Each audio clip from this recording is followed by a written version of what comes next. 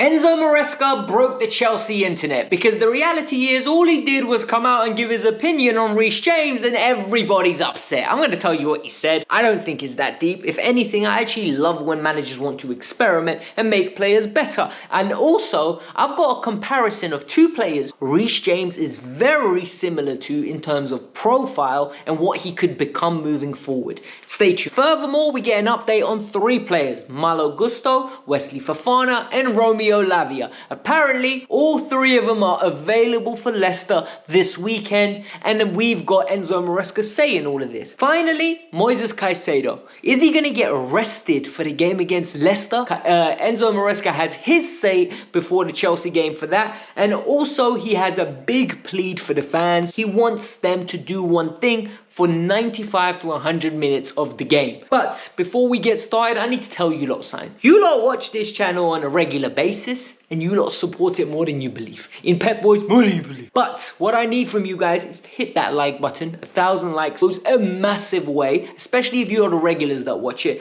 And if you're new to the channel, we're like 665 people away from 40,000. I am sick and tired of looking at that count. Do me a favor, subscribe to the channel. Come on, it's annoying now saying that. I want to hit 40,000 now. Reece James. Reece James is a very interesting player that, in my opinion, if he never got injured, Reece James would be known as the best right back in the world. And arguably, I would say Reece James would be playing for Real Madrid right now. Yes, I genuinely believe that would happen.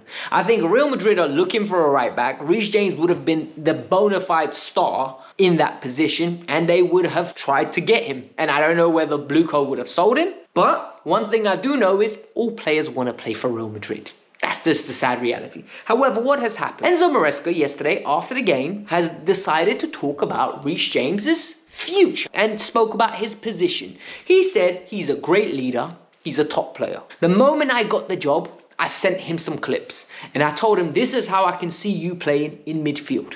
He also said, I see him being an excellent midfielder. This is very interesting because people decided to select that part of the quotes, but they didn't select the other part of the quotes. The other parts being where he said he's a top right back, he can play in centre back, and he can play in midfield. Now it's time for me to give my opinion. Do I think this is a big deal? No. What I believe is Enzo Maresca has a system where he believes one player, either the left back or the right back, tucks into the midfield.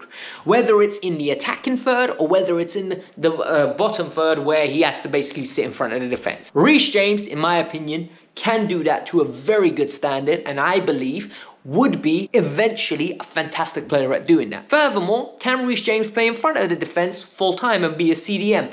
I think Caicedo and Reece James with Enzo Fernandez midfield three is a combative midfield that we need to explore, especially till the end of the season. When Andre Santos and Lavia are fit, Reece James needs to be at right back in my opinion.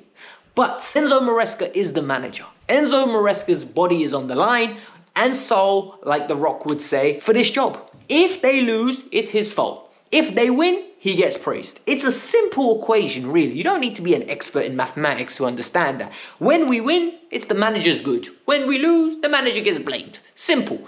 However, people now are melting down. They're like, Reece James is the best right back in the world. Reece James should not be playing at any other position but right back.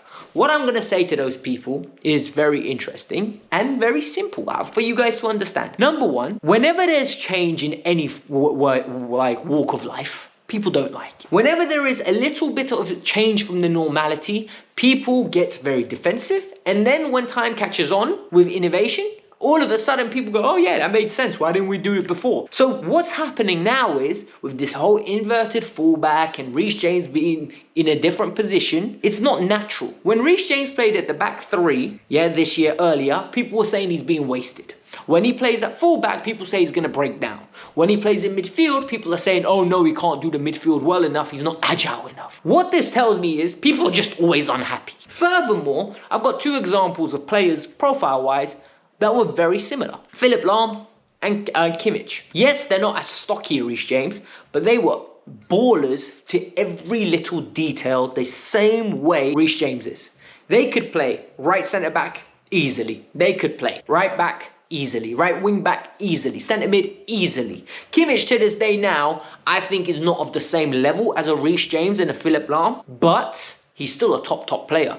And for me, what I remember is, especially from Kimmich and Philipp Lahm, people did not like it. Yo, when Pep played, I think it was Kimmich at centre-back, bro, the disrespect, the hatred people had for it. What is he doing? He's turning centre midfielders right backs into centre-back. Listen, at the end of the day, these top managers get paid the big bucks because they think about innovation. They think about the difference of how the game will move on in a few years' time. When Garvidal first came and played left back rather than the centre back, people hated it. Now Garvidal's getting goals left, right and centre for Manchester City, and everyone looks at him like an additional goal threat from the left back position. No one even talks about him like a centre back. So the reality is, we need to accept it. We can't control what he does. What I want is Reece to stay fit and Reece to play a lot of football. I don't care where he plays, because Reece James in this Chelsea team makes this team much better. What Chelsea Football Club don't need right now is more injuries. Chelsea Football Club is a team that is riddled with injuries in the forward line, right? We have got Nicholas Jackson and Madueke both out. Both players contribute with goals and assists all season. Nico's got, I think, 9 Premier League goals or 11 Premier League goals if I'm not mistaken, and Noni Madueke's got 7. They're literally the second and third top goal scorers of this team. So the reality is we're missing the key component of our attack. Since then, what has happened is we've lost more players. Mark Guiu's gone out, he's injured, and we are literally stuck with four or five players in that attacking third and third. So we need to get those players back. But since then, we've got 3 players back. One potentially was injured, but Enzo Maresca after the game said Malo Gusto is fine. He said Malo Gusto should be ready for the Leicester game. For me, I don't trust it. And the reason I don't trust this is because I've heard Enzo Maresca say in the past, Mark Guiu and Jackson both told me they're fine, only for us to find out hamstrings were literally injured and they're out for a long period of time. So for me, I ain't taking that too seriously. Let's wait and see what happens. But the other piece of news that is amazing is Wesley Fofana is ready to go, and he's going to be on the bench against Leicester, and hopefully we'll get some minutes. For me, this is imperative. I think we need to slowly ease him back in. I don't want to see him start against Leicester. I personally would bring him in slowly, build him up to pace. And the Arsenal game, I am not risking him unless we have to. And more importantly, he's got a good, credible amount of minutes against Leicester. Lavia, on the other hand, he's back on the bench. He's not fit enough to start, but he could be on the bench and ready to go according to Enzo Maresca. Romeo Lavia is a tricky one because with Lavia in the team, we're significantly better. Without Lavia in the team, we're in trouble because the imbalance in the midfield and Reece has to play. So it's just one of those things.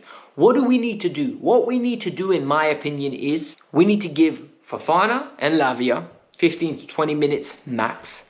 Ease them back in against Arsenal, half an hour. Ease them back in. If you do that, then after the international break, they come back, we hit the ground running with all these players back raring to go. All of a sudden, we're a positive team. With Reece James, Lavia, and Wesley Fofana, we are a significantly better team. We're a team that has more consistency, we have a team that has more quality, and we're a team that's going to win a lot more games. We need to make sure we maintain them from now till the end of the season. There's 12 games left. Make sure that these 12 games are tip-top precision. Speaking of a player that could potentially get rested, so apparently Moises Caicedo could get rested, and this made me laugh because when I heard this question, I was like, bruh, do you not understand the significance of Moises Caicedo on this team, and the game that we have against Leicester is not a gimme? So Enzo Maresca said this brilliantly. He said, look, we need to win this game. We need to win games. There's no if, buts, and maybe. I'm not resting him, risking that he's going to pick up another yellow card and then he's going to miss 2 games. What I am going to say is, I think the cutoff point is game week 32. Yeah, I think it's game week 32. So we're in game week 27. Caicedo needs to go 5 games without picking up a yellow, if I'm not mistaken, not to miss 2 games because he's accumulated so many yellow cards throughout the season. If he gets injured, we are going to be in a yellow card. We're going to be in a little bit of trouble. What we need to do, and this is my personal prayer and my hope, is that we somehow just avoid him getting injured, man, or yellow carded, because he is so pivotal to this team. And Maresca's right.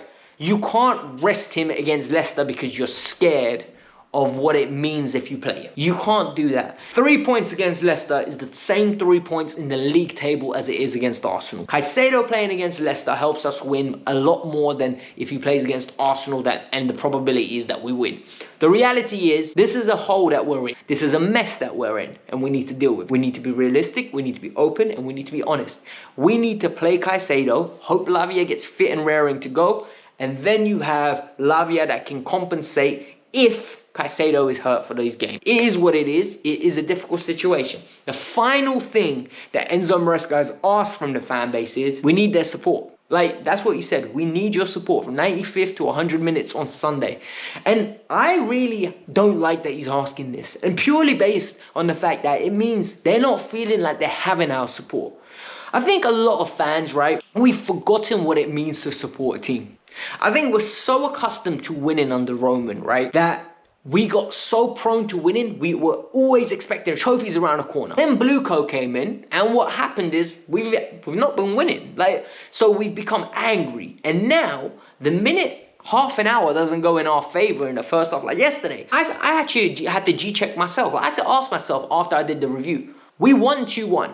It's a tough European game. Why are you so angry with that first half? And I really realized why I was so angry, actually. I was angry because in my head, I always think the other team's going to score. The other team's going to score and we're going to be in trouble. And that's an accumulation of 2 seasons of being crap. Do you understand what I mean when I say that? Like, for 2 years of being 12th and 6th, I'm used to getting sucker punched in the face. So any moment that we aren't capitalizing on a good performance or we're playing badly, I'm waiting for a bad event to occur. But it should be the opposite. We should be backing these boys to come through because our support impacts them, especially match-going fans. They need to back these players, and I think they do. I just think sometimes the groans when the passing out at the back doesn't work or when we're waiting for teams to come at us, it doesn't help. We need to have a good game. We need to be expressive, and let's hope we smash it. There will be a preview tomorrow for the game and the latest news. So what I ask from all of you is, number 1, hit that like button. Number 2, if you're new and you made it this far, clearly you're enjoying the content. Well, that's 665 people away. Subscribe to the channel because we need to hit 40k eventually. And if you want more Kavkas View, here's the review from yesterday's game against Copenhagen. I'll go into great details with the good, the bad, and the downright ugly. Go check it out. It's a good watch. Peace out. I'm out. Have a lovely day.